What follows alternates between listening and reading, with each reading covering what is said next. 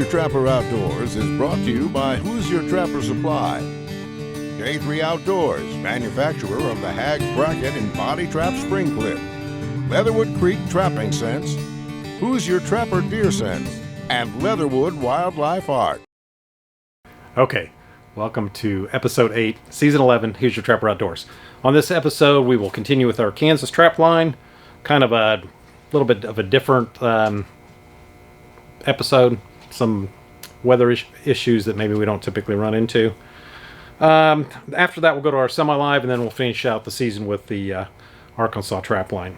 While I'm at it, I want to mention Jeff Haggerty's project of Trapline Coffee. You can get it at traplinecoffee.com. The greatest thing about this is a lot of the proceeds go to the future of trapping. So pretty cool. It's also the official coffee of the National Trappers Association. And it tastes even better when you drink it out of one of our Hoosier Trapper Outdoor cups. So the two, great combination. The coffee is available, as I said, through the website traplinecoffee.com. I want to mention the photo contest. We're already getting photos in. Just all the information's on the homepage of the website. There is a particular separate email for sending the photos. It's on the homepage of the website. Just click on that. The information's there. Basically, picture of yourself with the success that you've had showing the bottle of either our deer scent or Leatherwood line, or which includes Top Dog. So be sure to get those pictures in and get a chance to win a $100 Hoosier Trapper gift card. Want to mention the Trapline Trap House podcast. Justin started that 3 or 4 years ago. It's been a big success, and that runs every other week. So got the show Friday. Next Friday we'll have a podcast. Following Friday show, following show, or a following Friday podcast. So you get the idea. If I can get that out. So I think that's it. Hope you enjoy the show.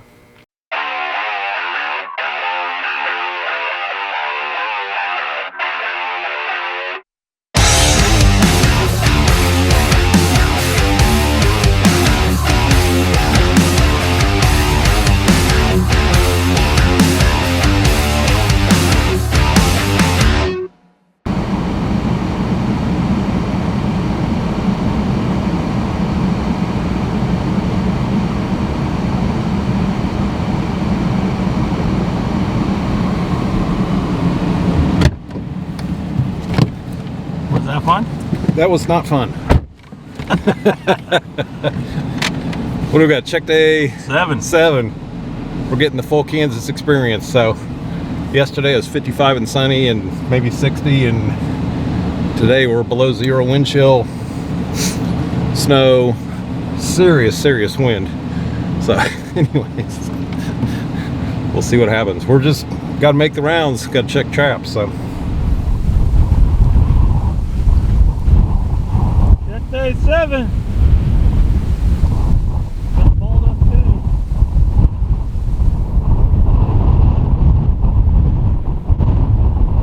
Number 2. all right, check day 7 in the books. Pretty much what we expected. We had Dust Bowl iconic winds last night, all night. Today we didn't really expect anything. We caught 2 brave raccoons, I guess, that decided to go out, or stupid raccoons, whatever you want to call it.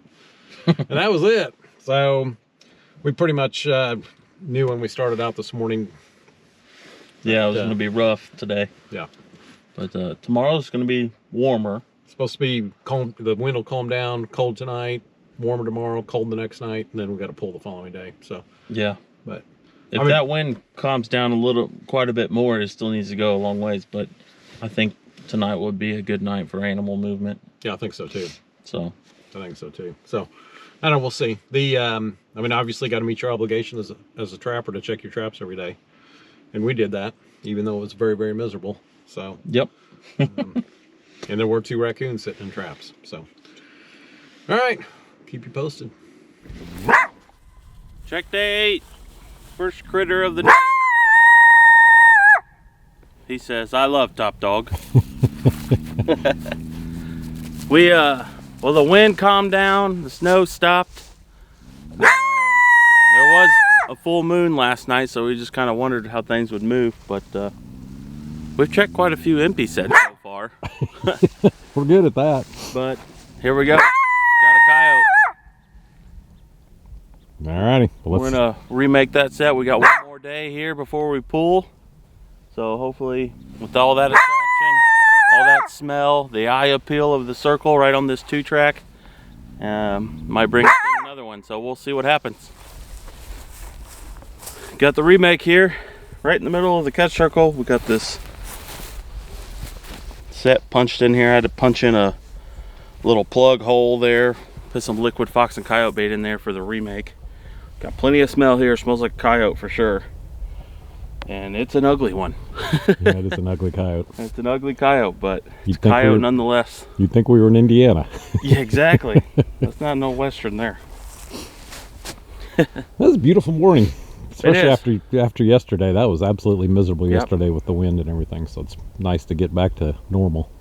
It's cold. It's about 18, but it's that's just good winter weather. So perfect trapping weather in my opinion. Yep. This feels good right here. Yep. All right, let's move on. Second coyote of the day. Charlie got this one. This was a remake where Charlie caught the badger. yeah, I figured about any coyote coming through here couldn't pass this location up. So he is definitely showing signs of being late. Yep. Big rubbed up back there. So, but yeah, it's right on a 2-track right here. Classic, really. I say this all the time, but classic coyote location. 2-track, badger digging, the whole thing. You know, no self-respecting coyote could pass this up. So My set was just right here, and as you can see, we had a little disturbance. Probably the same coyote, but don't know for sure. Pulled that pan cover out of there. yeah, that looks like the alpha coyote that probably had a black tip on the end of its tail. And It was definitely the alpha, Yeah. I can tell. yeah, so All right, take care of him.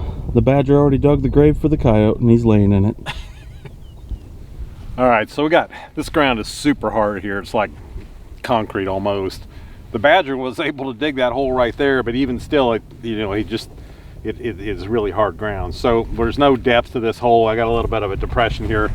I shoved some top dog in there, and I don't really have anything to, so I'm just going to shove these dirt clods in on top that top dog, and that way the coyote's got to, or whatever comes by here, but the coyote has got to work at getting those dirt clods out of there, get to the top dog. I mean, we show this all the time with rocks or whatever, but shove it in there, get it wedged in there best you can. They can still smell it really well, and then they got to work at it to get to the bait. The trap, as we preach all the time, the trap is right on the hole. We're not 8 inches back, 10 inches back, we're right on the hole. If you got decent bait, you need to guard that bait with the trap. So, all right, check day 8. Doing better than check day 7 yesterday in the blizzard.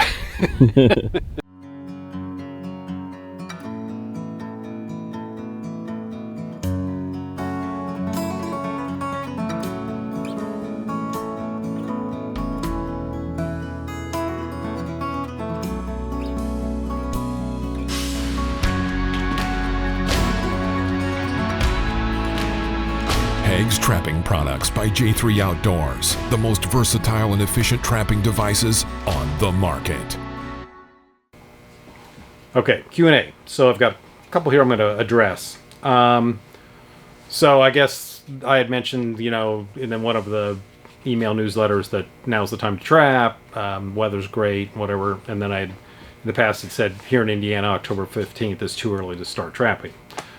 And I guess I want to kind of clarify that. So October 15th in Indiana, the fur is really not prime. It's not ready to trap. It's still basically between just still getting the winter coat going. So fur primeness is basically triggered by the shorter daylight hours. It doesn't have so much to do with cold weather as it does the daylight hours.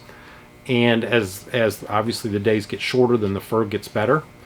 It almost follows when the fur starts to decline is generally in January and February. And if you think about it, the first day of winter is 22nd or so or 21st or 22nd of December, depends on and the days then get longer. So it'll take a few days for things to kick in, and it's not noticeable right away. But the fur starts going backwards when the days start getting longer. So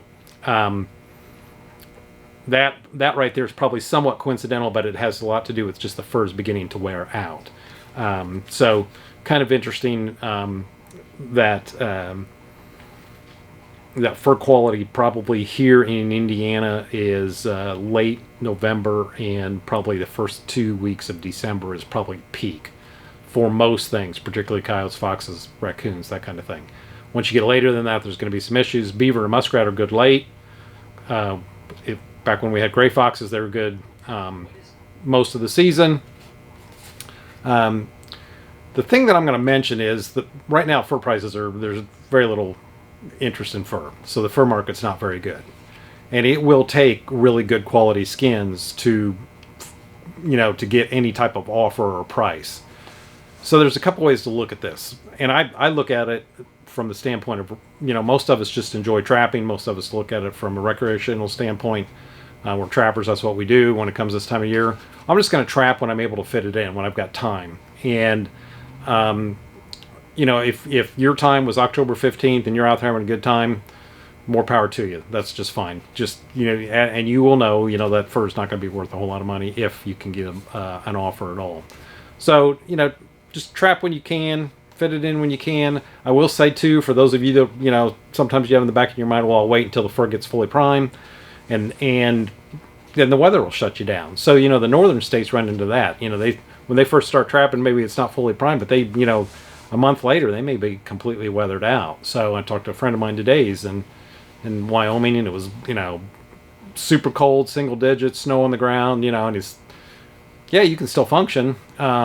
He can. It's in a drier climate, but if you throw that here in the Midwest, where the ground's still wet and freezes up and everything, you're done. Raccoons also go into partial hibernation. You're not going to catch them. So just trap when you can, get out and enjoy it, and I don't think I lose too much sleep over it. Another question that I had was about how long are predators, specifically coyotes was the question, but are interested in, say, a dead pile or a dead deer laying out in a field, or where if you go out west where ranchers have piled up dead cattle or whatever, here in the Midwest more you see where they throw dead hogs in compost piles, that kind of thing. How long are coyotes interested in that? So any coyote coming by is going to check that out. And even in the summer, when that thing decomposes really, really quickly and all that's sitting there is bones, they will still check that out when they come by. Now in the summer they don't have the desire, they're not, unless they're feeding pups, they've got that need for plenty of nourishment to feed the females do to feed pups. So, but anyways, the point being is they will check that out, and that is a place that's kind of in their mind when they're coming through that area. They're going to come in there and see if they can find something else to eat. So the dead pile or carcass in the wintertime, those are going to hold up fairly well because the nights, at minimum, nights are really cold. And even once that's pretty much gone or they look like they're mummified, animals will still check that out when things come by. So those kind of spots are always good. And sometimes it takes a while for them to find them, which is kind of interesting. I remember one time a deer hit on the road. It was near here, and it laid there probably 10, 14 days, and nothing found it. Then all of a sudden the coyotes found it, and it was gone just in a matter of like overnight, essentially. I mean, it was still there, but I mean, it was mostly eaten just overnight. So sometimes it does take them a while to find it, and maybe they weren't in the area, maybe they had to come back through. It was later in the year, probably traveling a bigger area. So keep that in mind when you're setting up these carcass piles or brush thickets that you're going to put carcasses in, beaver carcasses or whatever, as a draw station. A lot of guys will set those up with snares too. So anyways, always effective. And if you see them, one thing I'll say about them too is you can set right on that carcass if you want to, but it is going to increase your chances of some non-targets. So sometimes setting back off of it a little bit is better. If there are trails coming into it, like cattle trails, for instance, out west, you can actually set those trails up, particularly on the downwind side. Any animal coming by is going to run that trail, and then you can catch them that way. So just coming into the carcass. So, anyways, keep that all in mind. Hope that helps. Keep the questions coming in, and we'll do our best to answer them. All right, I want to talk about our black gold lure. I came out with this, I want to say, I think it was like 2012 or 2013. It's been around long, almost 8, 9 years, 10 years. We've got a really good track record on it, and it's become by far one of our biggest sellers. It is based on the old formula where they took basically 50% beaver castor and 50% muskrat glands, and of course preserved them, and then also put an antifreeze in there. That's what this lure is based on. It's going to be a curiosity type attractant. And so realistically, no one can afford to put that in a bottle straight up like that. The muskrat glands cost way too much. Beaver castor's gotten out of sight. So to sell for this for $750, it ain't gonna work like that. But this formula is based on that. Black gold formula is based on that original formula. And basically, I've taken those two ingredients. It does contain both of those ingredients, and put some other things in there to enhance that, and come up with this black gold. This stuff will be good any time of the season, cold weather, mild weather, remakes, whatever. It's a great attractant. Primarily used with dirt holes, but you can also use it on adapted flat type sets. It'll work very well for that. Basically, like I said, this is a curiosity type lure. So it's not a gland lure because it doesn't contain fox or coyote parts or bobcat parts. So we're not going to classify it as a gland lure, even though it's got muskrat glands and beaver castor in it. And so they're obviously going to be curious about that. Can come by and check it out. So I think the bottom line is it's just kind of universally attractant to coyotes, foxes, bobcats, raccoons like it as well. So I don't think you can find something that's probably going to walk past it. It doesn't have a super loud smell to it, like so it's not really going to be a possum attractor per se. So anyways, for those of you that haven't tried it, you might give it a shot, and for those of you that have tried it, most of you have ordered it again. So I really appreciate that, and that says a lot about Allure. So anyways, that's going to be the talk this week. Then the next show we'll talk about a couple other lures that we formulate here.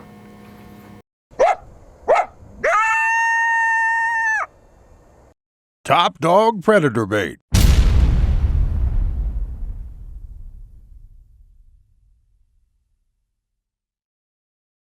Trapping plays a very important role in modern-day wildlife management. Professional wildlife biologists monitor fur-bearer populations to maintain a healthy and sustainable harvest of this important, renewable natural resource. Trapping provides recreation and income for licensed trappers across this country.